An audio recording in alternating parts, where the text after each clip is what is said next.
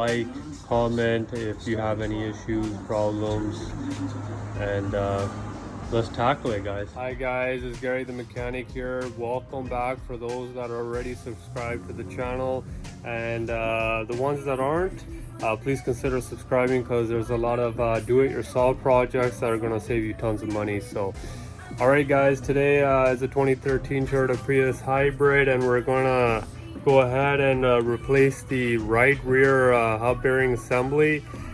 Put it on the computer, and it's giving us a faulty rear hub. So unboxing of this hub and bearing assembly for the right rear axle that I purchased from my local Toyota dealer. It came in by special order. They don't have this sort of part in stock, so if you guys are planning on doing this job, just plan ahead and order this maybe a week ahead.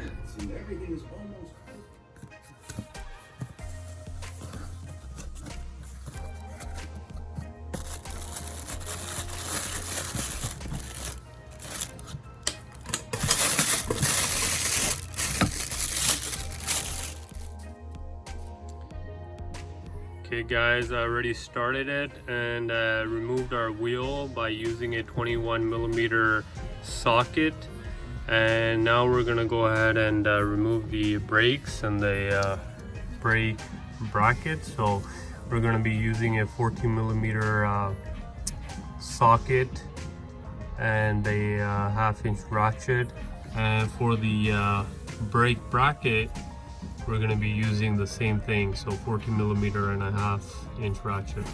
I'm using a WD-40 to kind of just help with breaking the rust, debris, or anything that's preventing us from opening these nuts and bolts.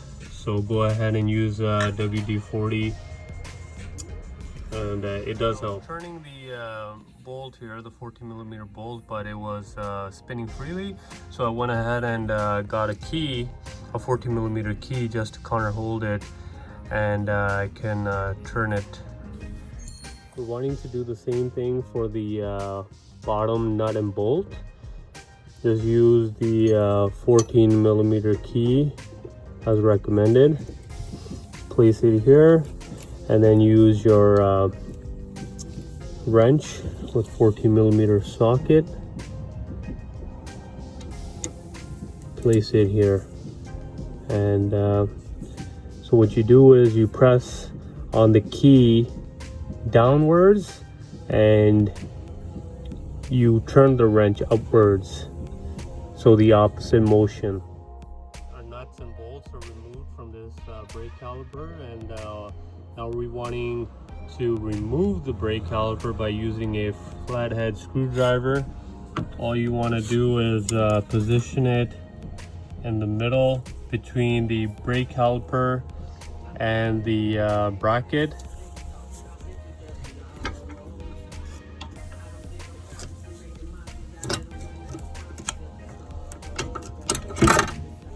And the brake caliper is removed. If you want, you can tie this up with something, but there's enough space. I'm just going to leave it on the lower control arm here, like so.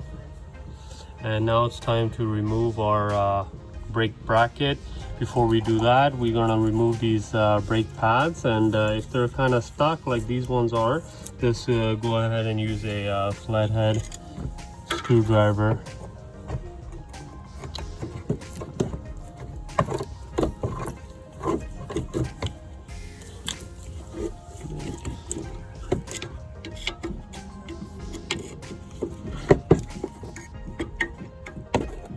Once your caliper is off, you want to remove your brake pads. And if they're hard to come off, just use a flathead screwdriver that's about this size, and just put it in between your router and your brake pad and gently remove it. Guys, one thing to mention is you do not have to remove your brake pads, because once you remove your bracket here, the brakes are going to come with it. And another thing to point out is you want to probably go ahead and use a heavier dutier wrench and a deep 14 millimeter socket, since with a small 1/2-inch ratchet you don't have enough torque to go ahead and loosen these bolts. Now I'm removing this router, and to make this whole process go smoother, I'm just putting in these nuts here, and I'm using a 14 millimeter. Well, I mean, it uses a 14 millimeter socket, so on the nut here on it itself, it shows a 48. So if you guys want to grab these, a pair of these, put one on either side, and then just use the 14 millimeter socket to just wind it, and the router should pop off just like so. Alright guys, in order to remove all 4 bolts, we're going to have to remove these emergency brakes.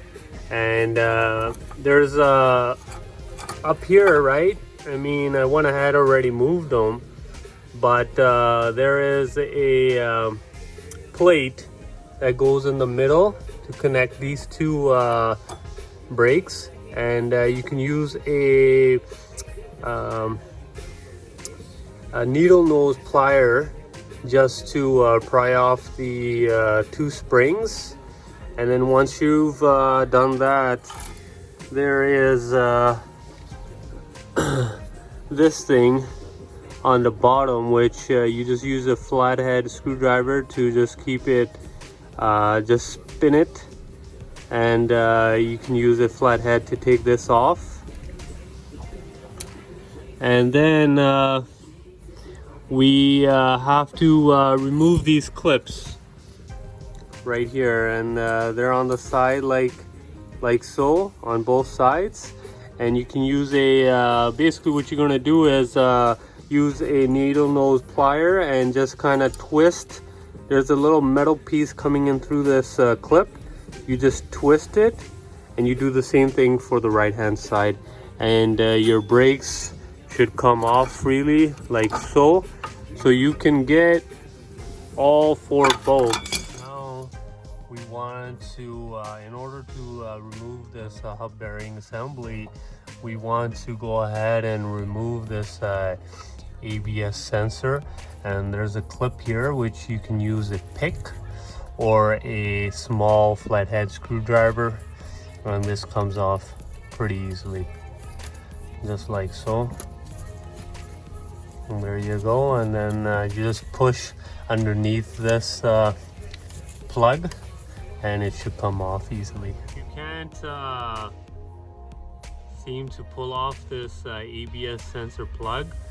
I'm just using a needle nose plier and applying some light pressure, because it is plastic and you don't want to break it. And I just applied a little bit of pressure, and I came in from between the spring and shock, and you can just pull it off like so. So we're good to go. We're gonna remove those 14 millimeter hub bolts, and you can basically see these holes here. You can just align these holes with the appropriate nut that you want to open, and you take your I'll recommend this 3/4 ratchet that is from Maximum, and you just go ahead and just put it in between this hole here, and go ahead and loosen your bolt, and do that for all the rest of them. Hey guys, to pry this off, this is sort of really rusted, right? And I mean, I already got it out, that's fine, but for you guys, I just want to let you know to spray some WD-40 all around this hub assembly.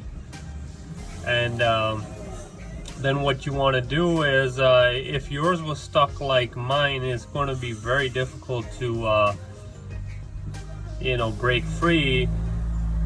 So what I did is I used a 3-pound hammer, and I had something like this, right?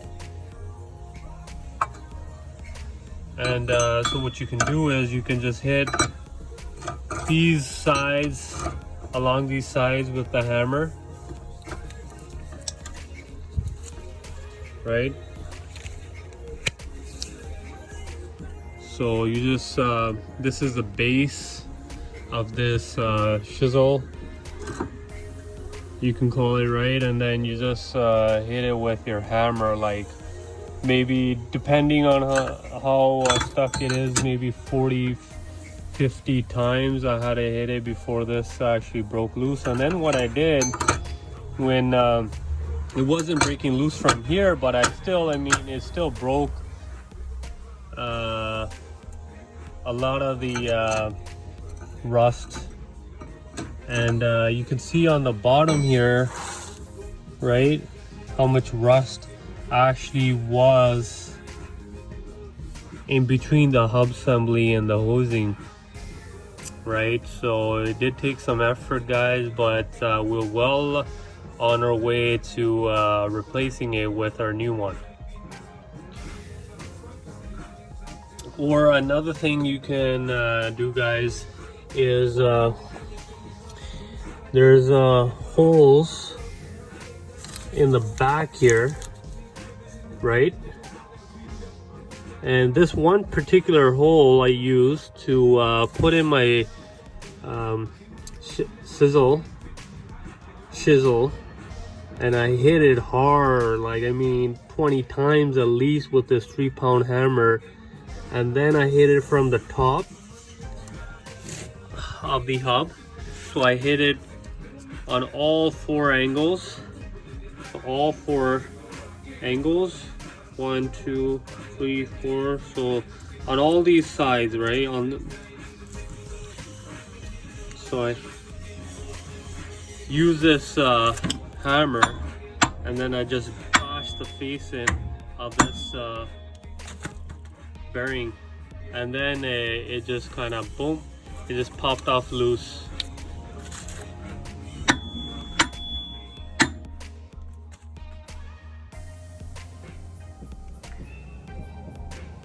All right, champions, once the hub is removed, you want to go ahead and clean the surface where the hub bearing sits, right, which is around here. And you want to go ahead and use a wire brush, or if you have a file like mine that has a nice curve to it, it's not completely straight like on this side, but it has a curve on this side, so it really helped in cleaning the surface here. You know, you want to make sure all the rust from so long has been deposited on here, and you want to remove that before you go ahead and install the new hub bearing assembly.